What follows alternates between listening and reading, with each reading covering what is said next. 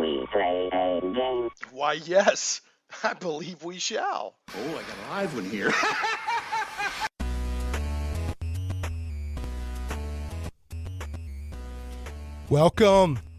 Welcome, Shane Plays Geek Talk Radio live from Little Rock. For the last weekend, we're on 99.5 Faith Talk due to the football schedule. Next week, we will resume on our normal station of 96.5 FM. So if you're listening on Saturday, this is live. If you're listening on Sunday, when we repeat on 96.5 FM, it's not live. So don't call in or try to tweet me or anything like that. So Shane Plays is Geek Talk Radio. It is a journey into the things we love. Got a great show today. But before I do anything, I've got to do this. This is heavy on my heart. Listen, y'all, if you don't know by now, Paris, France got hit hard yesterday. I think last count was over 100 people dead. Zach is in there nodding his head. Coordinated attacks. Looks like straight up terrorism. So listen, I know a lot of people, I've been guilty of this myself, make fun of the French or whatever. But listen, man, they got hit. And the French, back in the day during the Revolutionary War, they helped us. They helped us a lot. They sent like fleets of ships and support. And a lot of people don't know they gave us the Statue of Liberty. Did you know that, Zach? The French gave us the Statue of Liberty as a gift.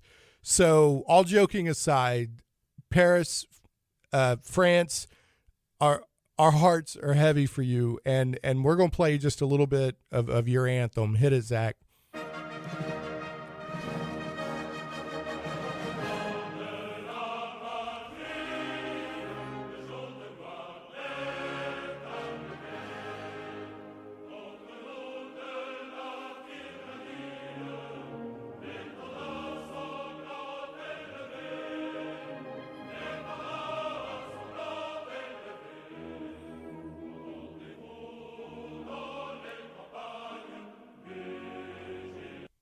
All right, so that was not the full French national anthem, but that's part of it. So we're all in this together, folks. That's, we're Western, we are Western culture.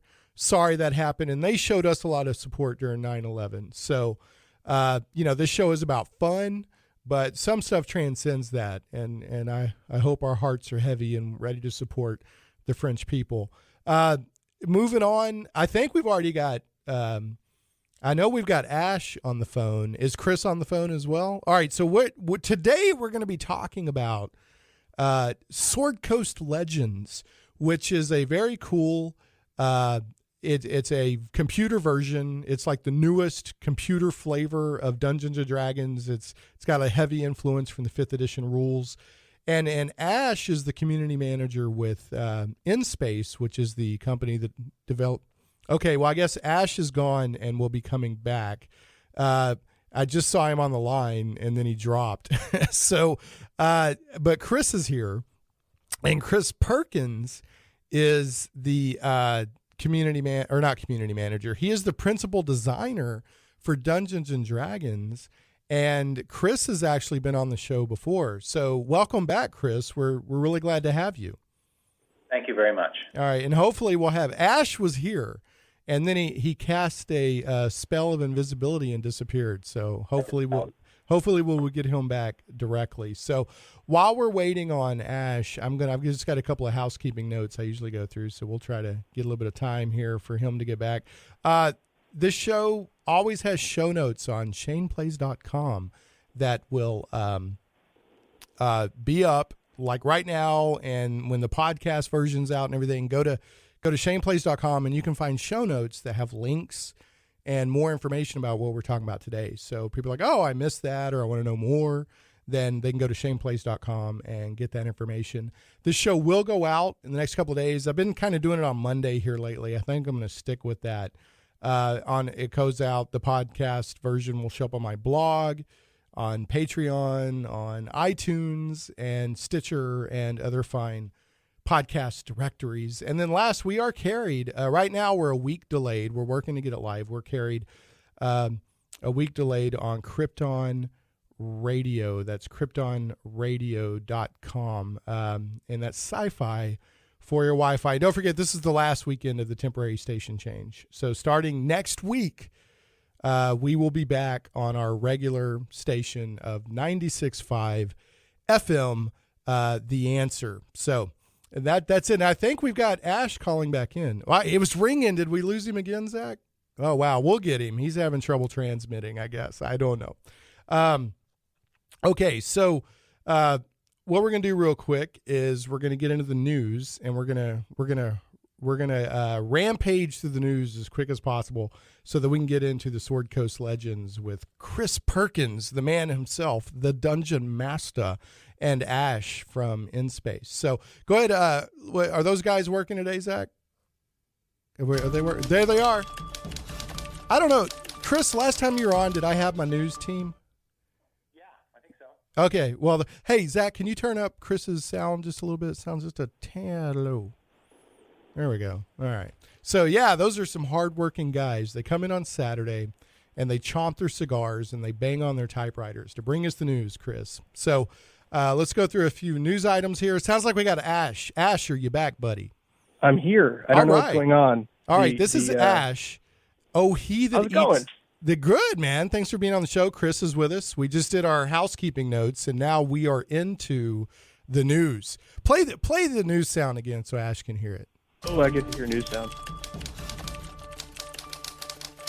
That's my hardworking news team, Ash. I'm trying to get him a penny an hour raise. If I can get another Patreon supporter, I'm going to give him a penny an hour raise. So we are blessed to have sponsors, by the way. There we go. Yeah. So we do have sponsors, but I also have some Patreon supporters I'm very thankful to have. So news items, and guys, feel free to banter and or comment and or whatever as we go through these. So a bit of local news. Now, a lot of people listen to this show online or on the podcast, but local news, we're also live in Little Rock. The 4th annual Comic Conway is going on right now at the well, it's actually not the Faulkner County Library. That was yesterday. It's 3 days. Yesterday was the Faulkner County Library. Today and tomorrow, it's the Conway Expo Center, which is, for those that are listening, like, where's that? That's like about 20 minutes outside of Little Rock. It's sort of one of those suburb towns of Little Rock. A lot of people commute. So this is big. Now, it's not as big. The game we're going to talk about today is cooler. Okay, so if you buy a game the same week that you hear this show, you can't buy this one. You got to buy Sword Coast Legends. But just for news, we have to mention it. All right, Fallout 4 came out on Tuesday, and it's already releasing quote-unquote staggering sales. And people, remember, you can go to shaneplays.com for the show notes on this stuff. So approximately 12 million units worldwide to meet day one demand, representing sales in excess of 750 million. That's a pittance. I mean, this game, what is this pretender? We're here talking about Sword Coast Legends. I don't even know.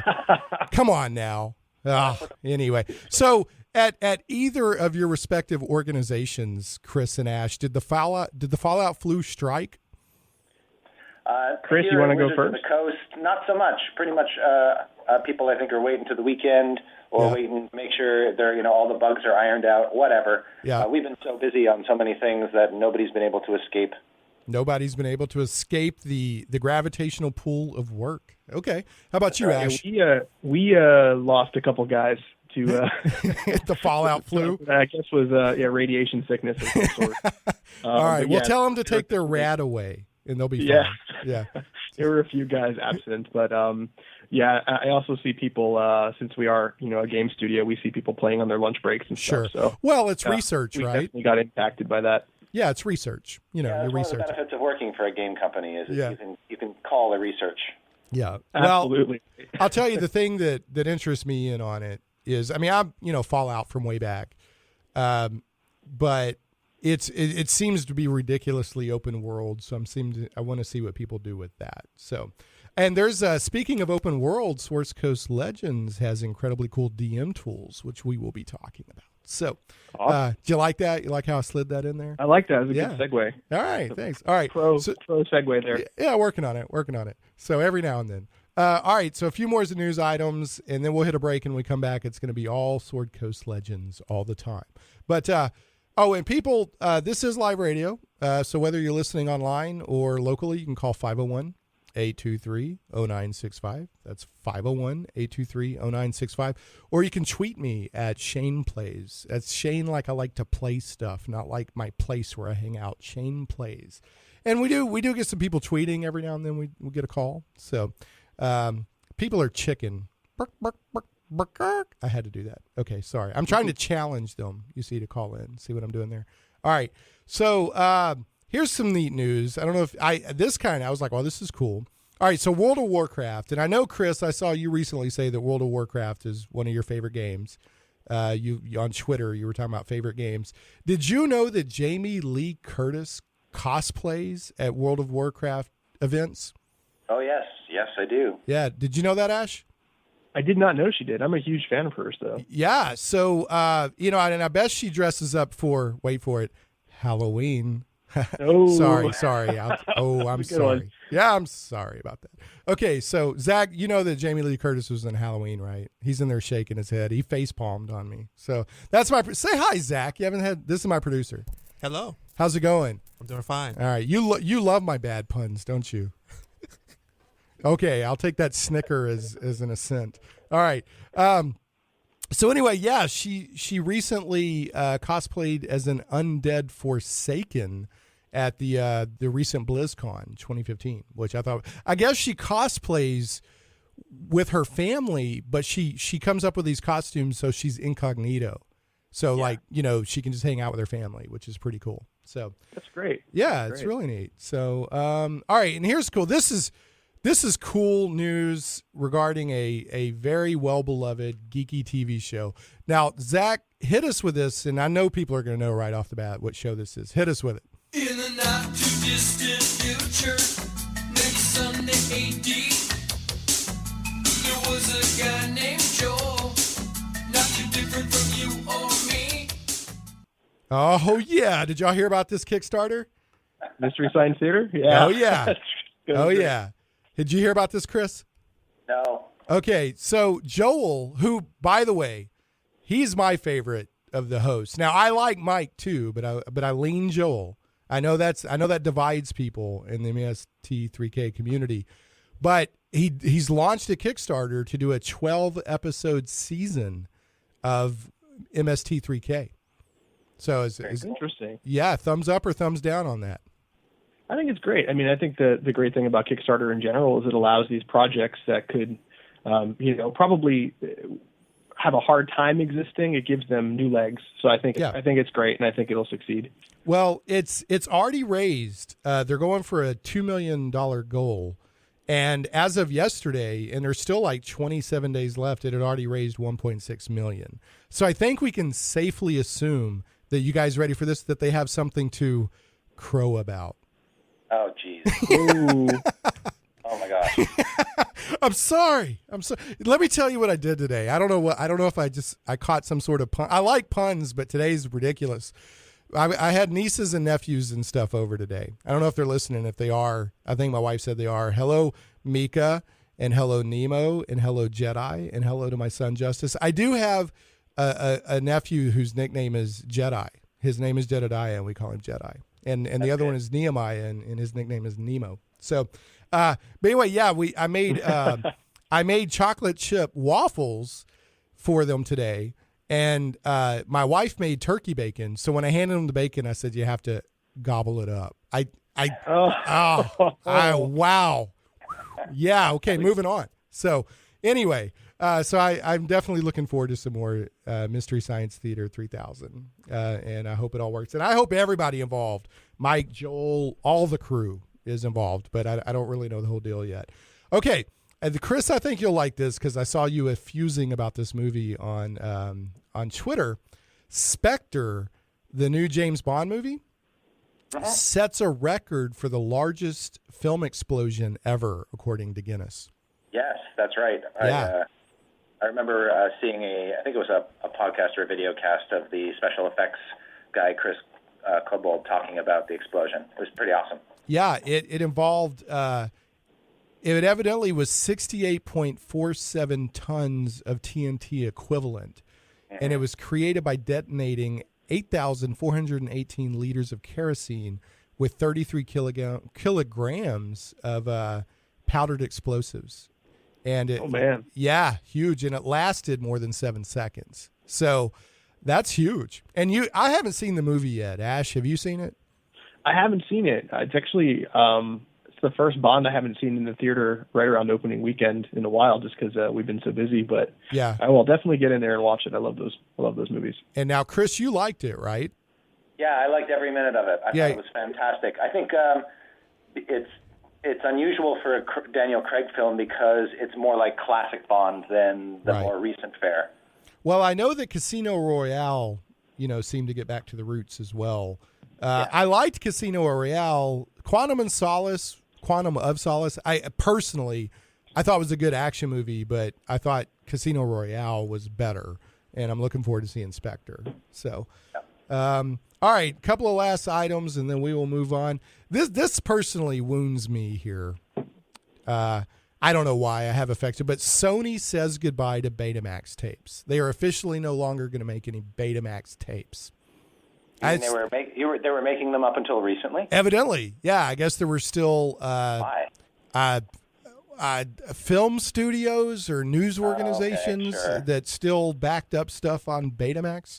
Yeah. Yeah, but back in the day, a lot of people know the DVD versus HD DVD and the Blu-ray versus or whatever, all those format wars that come along.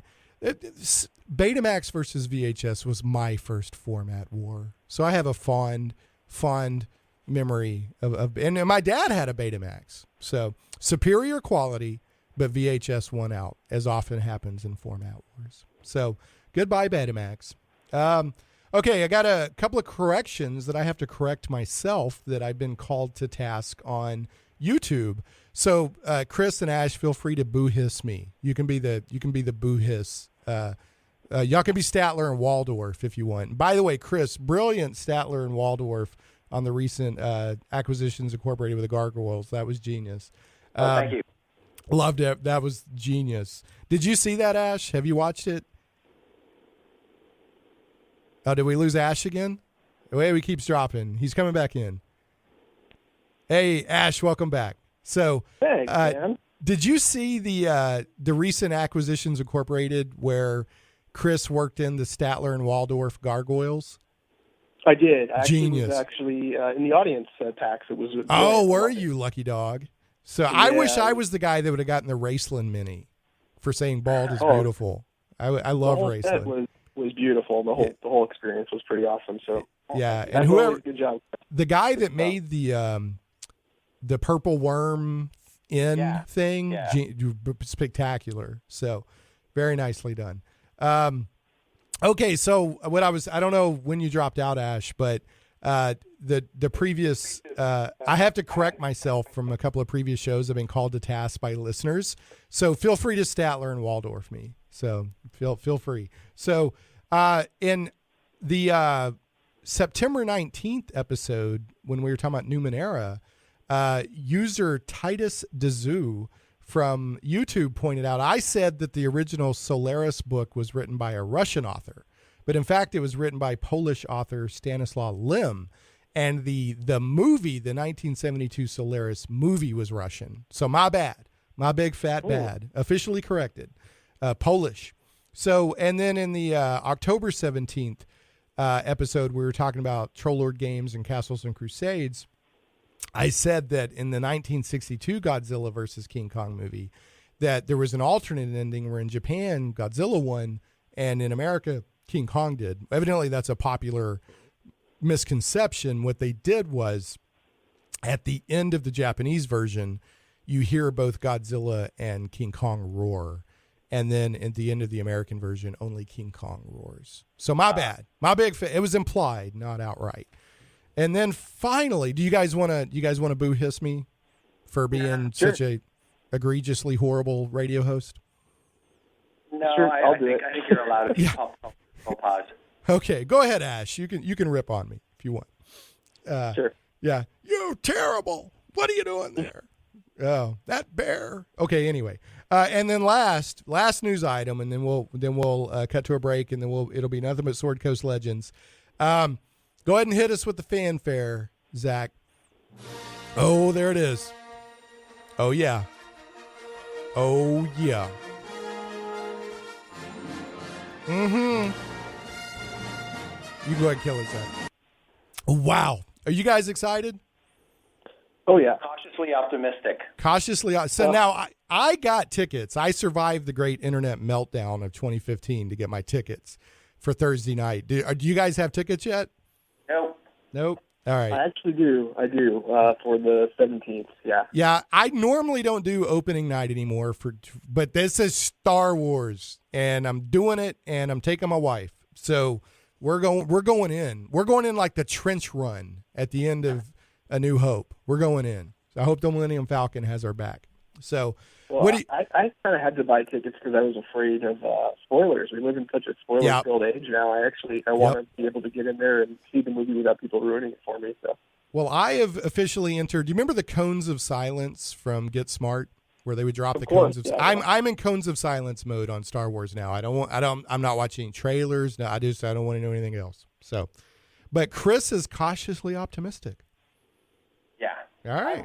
I've worked on Star Wars for a number of years as a licensee, which is cool. I've sort of seen behind the curtain on some of the previous movies, and I'm really just trying not to pay any attention to the hype or anything else. But I am cautiously optimistic that JJ won't let me down.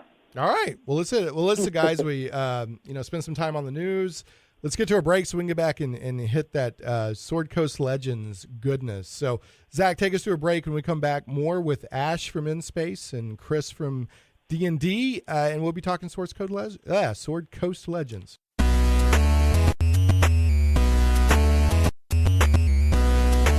Megawars.net. The classic online space strategy game is returned, bigger and better than ever before. Scout the universe and claim your empire.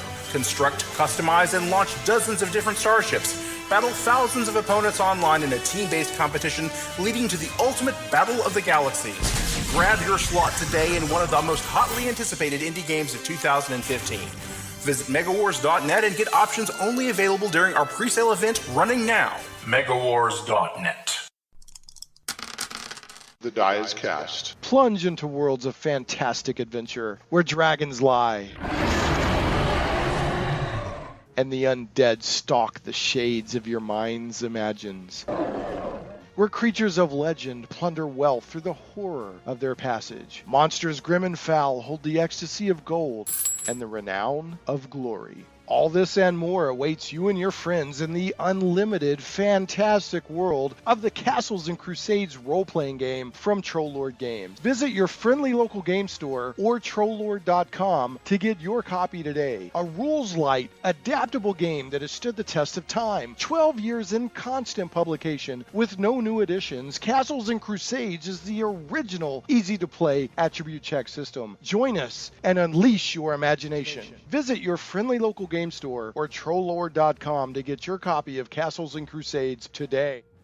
Shane Plays Radio is blessed to have sponsors, and we appreciate them very much. However, did you know that you can also support the show as an individual for as little as $1 an episode? Simply go to patreon.com/ShanePlays.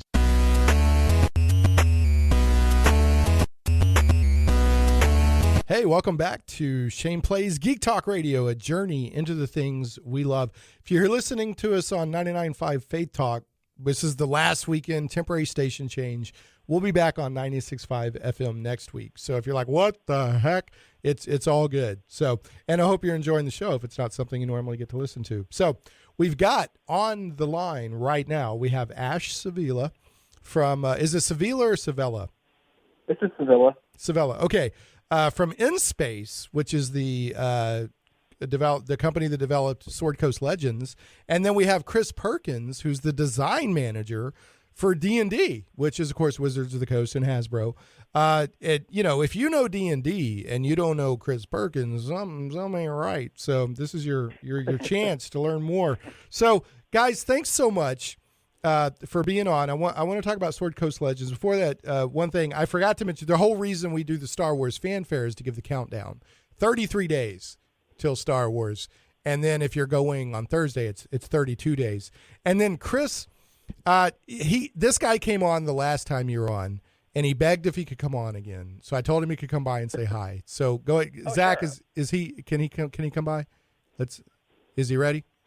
Yeah, I think he's on. I am Dungeon Master, your guide God. in the realm of Dungeons and Dragons. Yeah, he wanted to come on. Yeah, I'll tell you guys, DM's kind of fallen on hard times. So he likes to come by every now and then, and I give him some work where I can. So anyway, I don't know if it's true, I heard they're doing a new D&D cartoon. Chris, I don't want to get you in trouble I have no idea. I'm not even here to talk about that, but I had heard. So I hope that that's the case, and I will not commit Chris to answering unless he just wants to. I don't know what to say. Okay, then. All right. I have not heard these rumors. Okay, so for once, the Dungeon Master struck speechless. So now I do know that there's a movie coming, and that's cool. Yes, that is definitely in the works. Yeah. Is that? Is there anything you can tell us about that will not get you in trouble with the higher ups? No, nothing I can tell you that hasn't already been announced. Warner Brothers is producing it. Okay. All right. Well, I'm excited.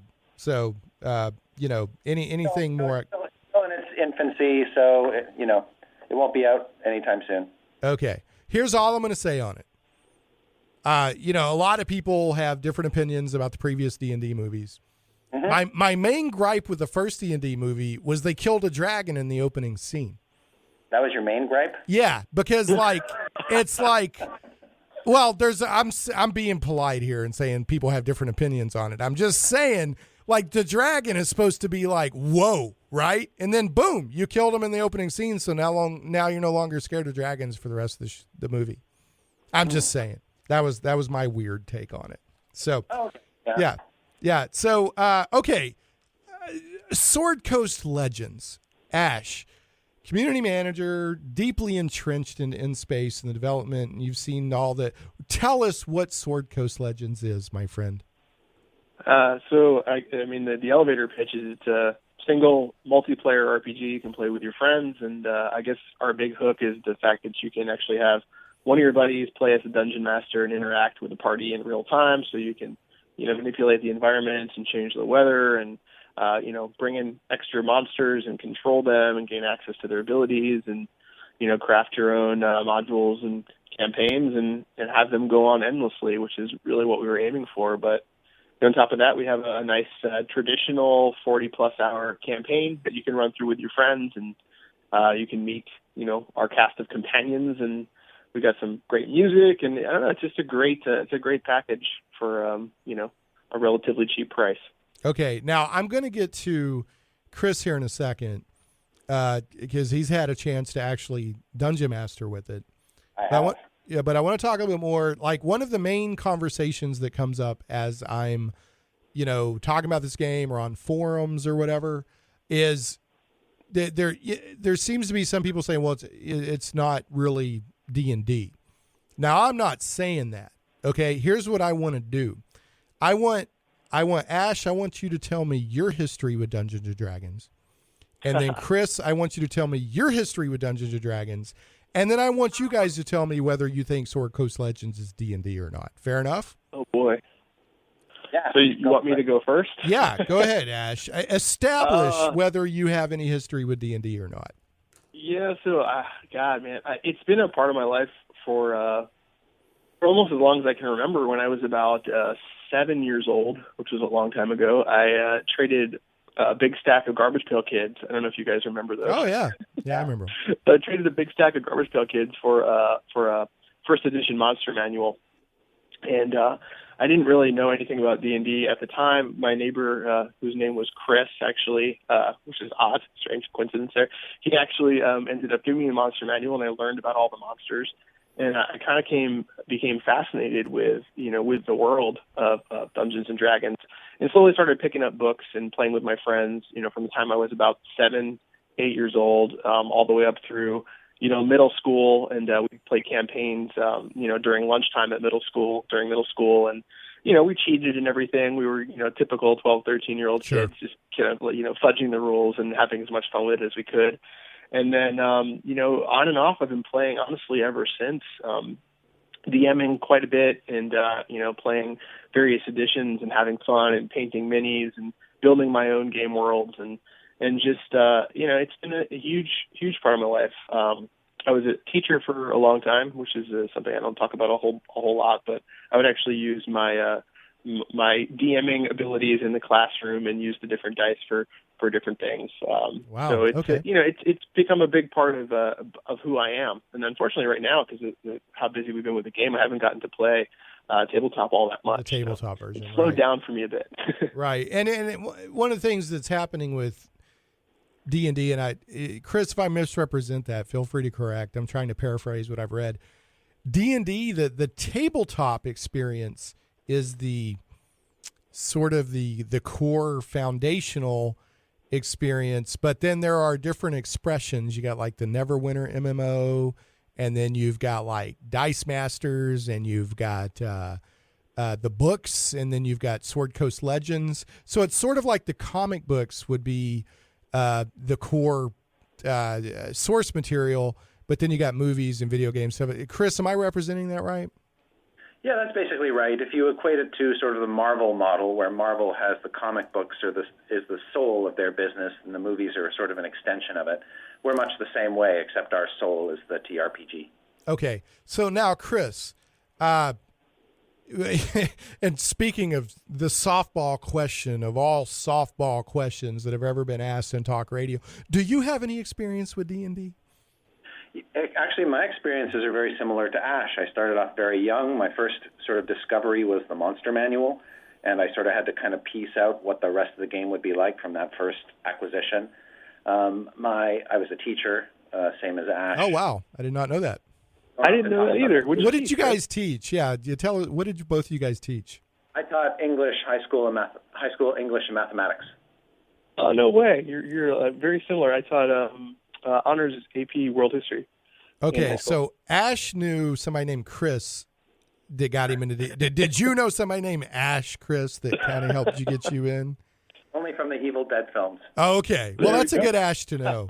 I just saw an Ash meme from where he's like Daryl Dixon. Never heard of her. Anyway, I thought it was funny. All right. And my first D&D experiences were kind of learned from the first edition DMG, which is you sit down, you make a map of a big dungeon, and then you fill the dungeon full of stuff, and then you drag your friends over and try to kill off their characters as they go through. Well, the first edition DMG, if I remember right, actually had a randomizer where you could roll dice, and it would put this hallway, put this room, put this stuff in it. Yeah. And the fifth edition DMG has something similar. Right. Yeah, exactly. Yeah. Okay, so my personal experience, probably I remember playing in like 7th, 8th grade. And I played briefly a little bit of first edition, and then I played the basic and expert rules for a while. And then I got back into AD&D. So that we've all been in it for a while, I guess is the point I'm making. So, and I've played every flavor of D&D as far as edition-wise, except 4th edition.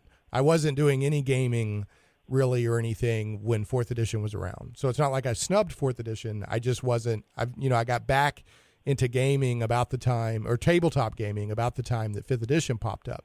Yeah. So, okay, having said all that, Sword Coast Legends, heavily influenced by the 5th edition D&D rules. Now, I'm not saying it's the tabletop version, blow for blow.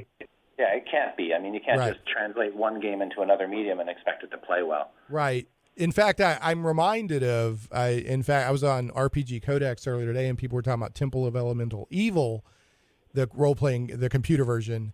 Yeah. And I said, I give those guys props for trying, because there's so much math involved.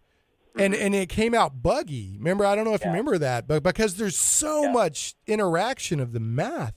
But, okay, so Sword Coast Legends, if people play it, are they playing D&D? Yes. Well, I mean, from my perspective, D&D has always been about it's been about an experiencing, adventure with your friends. And the math behind it and the mechanics, they're important. They're incredibly important, but they're not as important as the overall experience of just having fun with your buddies, in a fantastical world and gaining new abilities and new treasure and, and discovery and, and just that sensation of true adventure that you get from playing D&D. And you can get that in a variety of different formats, if you're playing Sword Coast Legends, you can get it. If you're playing on the tabletop, you can get it. If you're playing Neverwinter, you can get it. Yeah, and absolutely. it's more than a rule set, and I absolutely love tabletop, but I think there's room for various formats. Well, I think there's more of the rule set in Sword Coast Legends, I think, than some people may not or may realize, because if you hit the combat log, the window, and you go back through all the roles and everything, I mean, there's a lot of 5th edition rule set happening on, from stealth checks to lock picks to attacks to this, that, the other, da-da-da. So now the way it's implemented, it's not turn-based and on a grid in the combat. It's got all of the teamwork elements that you'd expect in a D&D game, with the characters working toward common objectives. They're helping each other out. They're stabilizing each other when they fall. They're making tactical decisions during the game.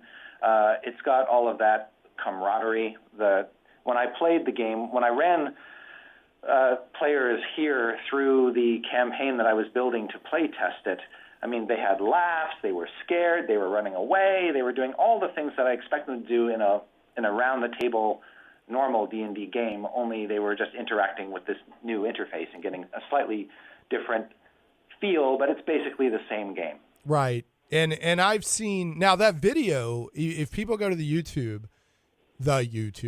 Google, if people go to YouTube and go to the Dungeons and Dragons channel on YouTube, there is a video there that shows some highlights of Chris Perkins DMing people through a custom campaign he created, module, using Sword Coast Legends. Now, it's also linked, if you go to shaneplays.com in the show notes, it's linked there, so if people want to get to it immediately. But you can go to subscribe to the Dungeons and Dragons channel.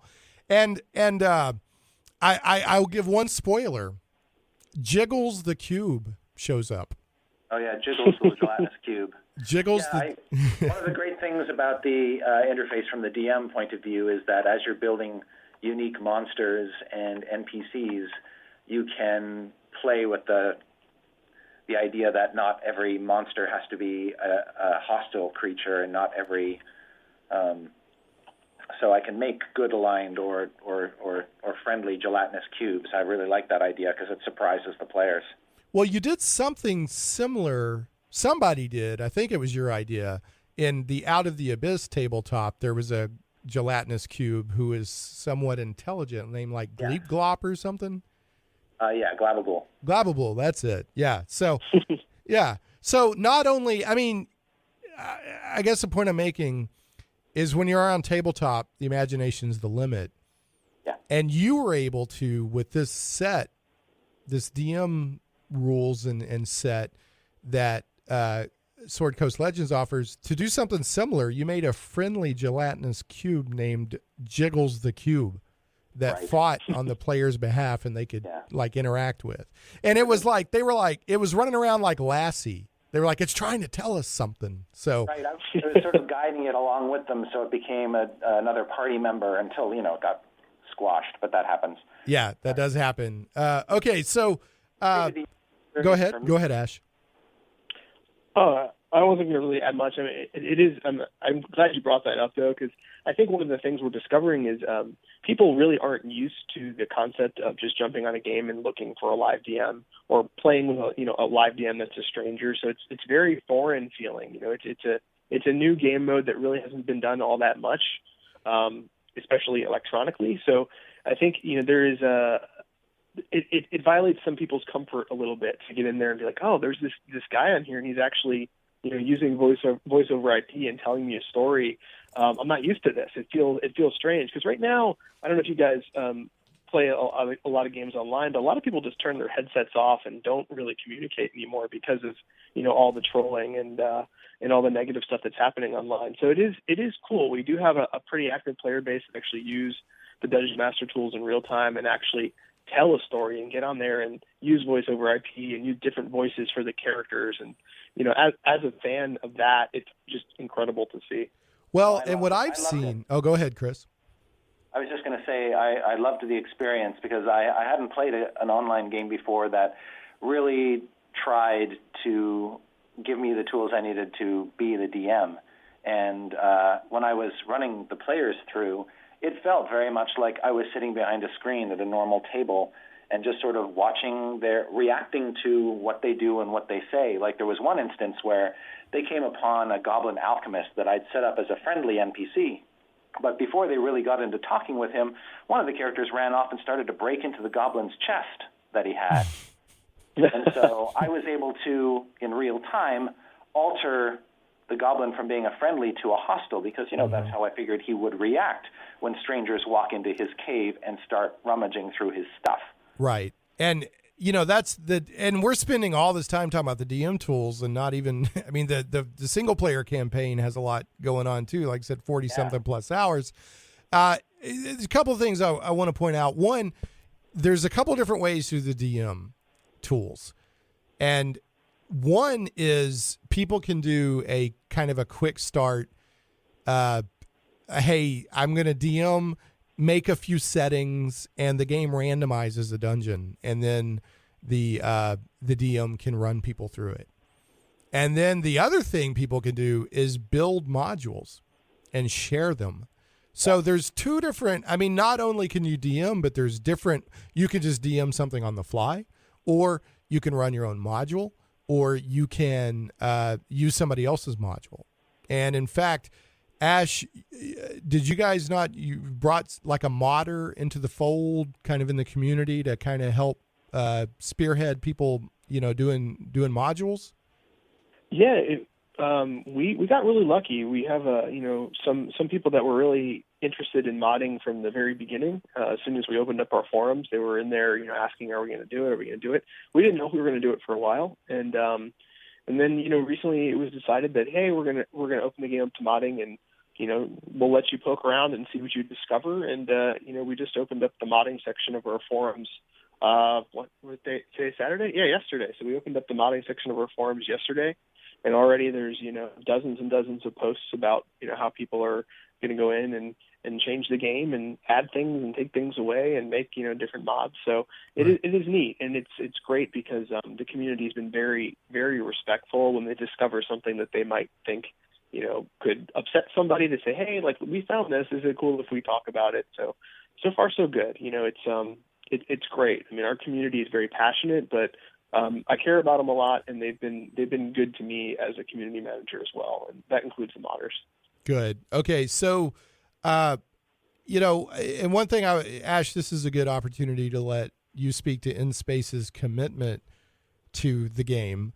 I know there's already Rage of Demons content coming down the road, but before that, even I know that InSpace has been very, people have been like, hey, we want to see this in the game. We want to see that in the game, da-da-da. Right. There's already been patches and releases, and you're offering new I think there's at least 2 new content packs that y'all put out for free that doesn't cost anybody a dime. So do you want to speak a little bit about InSpace's commitment to the game?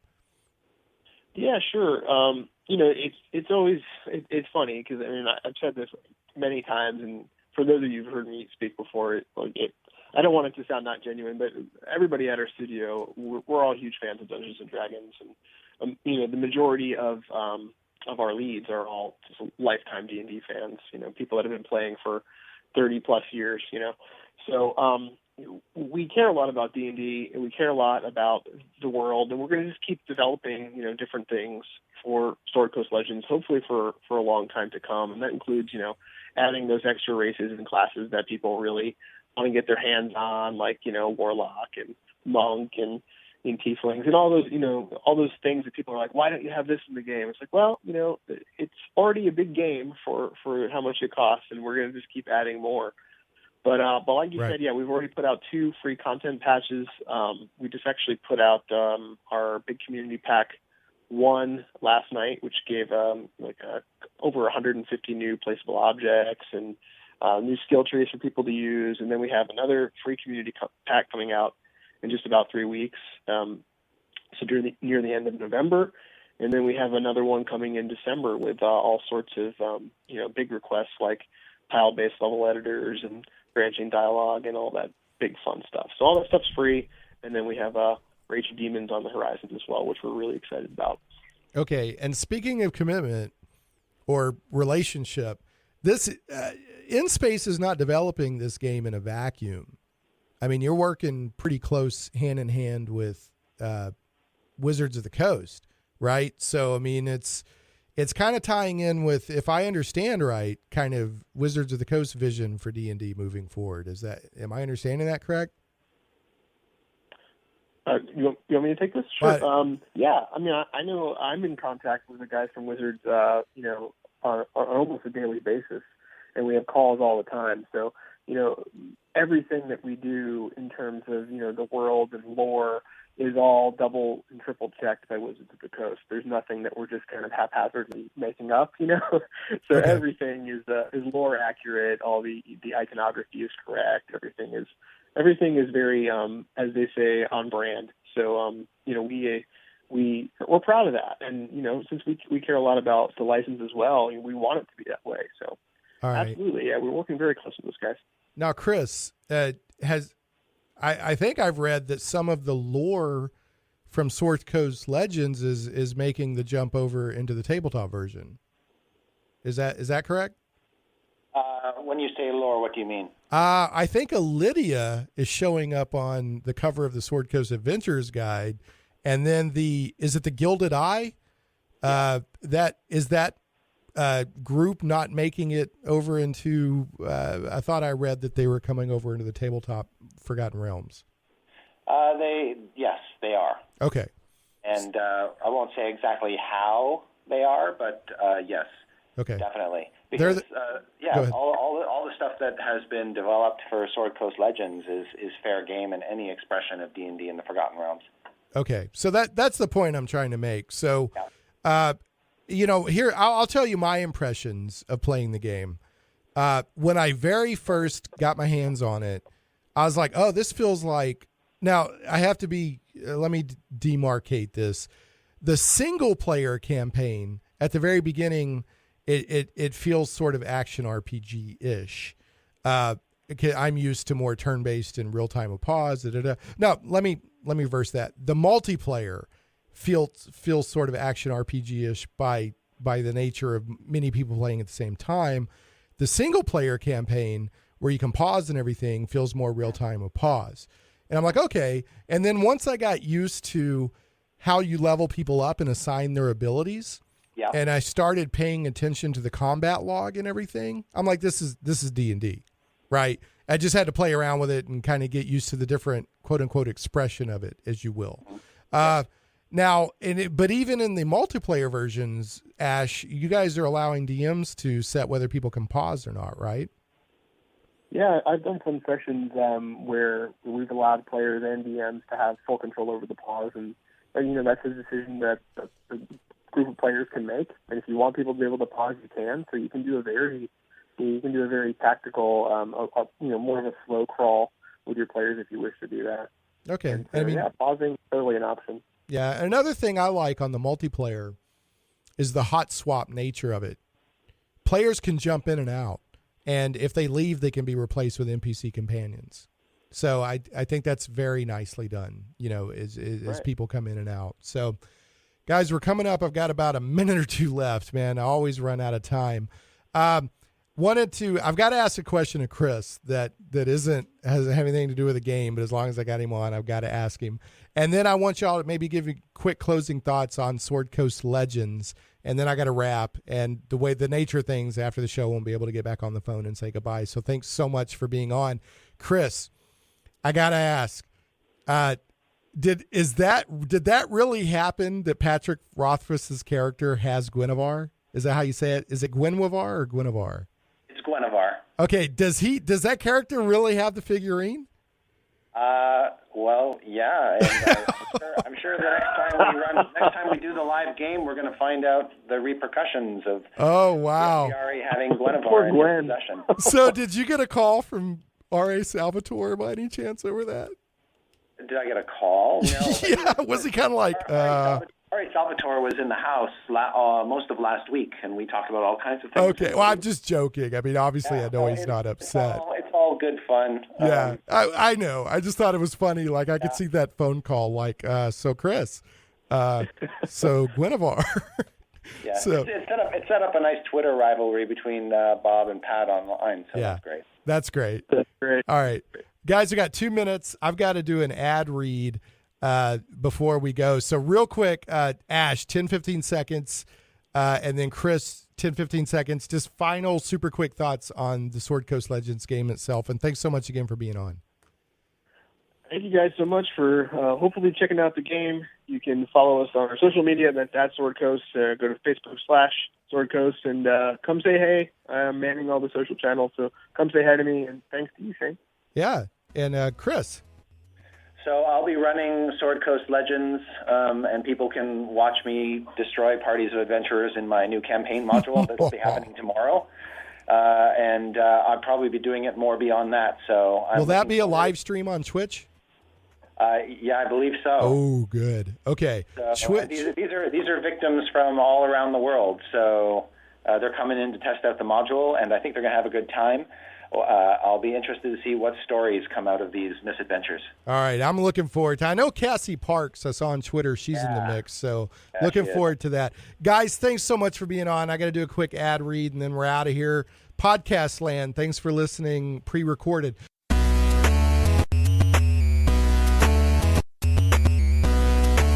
Megawars.net. The classic online space strategy game is returned, bigger and better than ever before. Scout the universe and claim your empire. Construct, customize, and launch dozens of different starships. Battle thousands of opponents online in a team-based competition leading to the ultimate battle of the galaxies. Grab your slot today in one of the most hotly anticipated indie games of 2015. Visit megawars.net and get options only available during our pre-sale event running now. Megawars.net. The die is cast. Plunge into worlds of fantastic adventure where dragons lie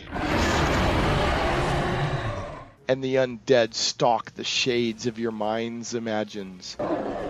Where creatures of legend plunder wealth through the horror of their passage. Monsters grim and foul hold the ecstasy of gold and the renown of glory. All this and more awaits you and your friends in the unlimited, fantastic world of the Castles and Crusades role-playing game from Trollord Games. Visit your friendly local game store or Trollord.com to get your copy today. A rules-light, adaptable game that has stood the test of time. 12 years in constant publication with no new additions. Castles and Crusades is the original, easy-to-play attribute check system. Join us and unleash your imagination. Visit your friendly local game store or Trollord.com to get your copy of Castles and Crusades today.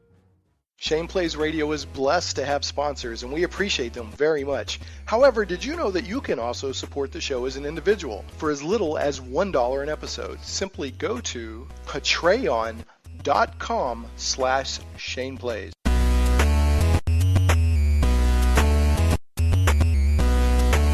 Some Goblins Are Your Friends. Game Goblins is Central Arkansas's premier retailer of Magic the Gathering, Warhammer 40K, board games, card games, RPGs, miniatures, and hobby accessories. Call Game Goblins at 501-224-GAME or visit them online at gamegoblins.com. That's 501-224-GAME or gamegoblins.com. Make sure to check out the loyalty program that rewards you based on your actual purchases. And first-time customers mention Shane Plays and receive $10 off your purchase of $50 or more. Thanks so much for listening to Shane Plays, a journey into the things we love.